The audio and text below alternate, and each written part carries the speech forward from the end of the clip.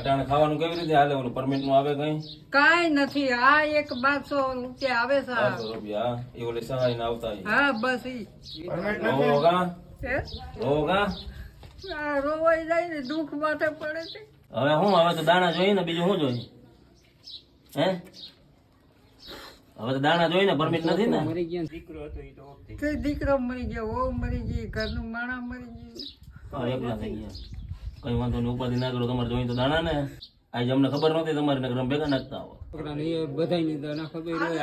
બીજો કોઈ હજી છે? હે બીજો કોઈ છે હજી માજી જવું? એ દીકરા એ તો વાત મારે તો કામે જવાની નથી લખતો. હા કાંઈ હવે ક્યાં જાઉં આ ઉંમરમાં? એ તો વાત હવે તમે આમ હા માં ભગવાનનું પેલું કરે.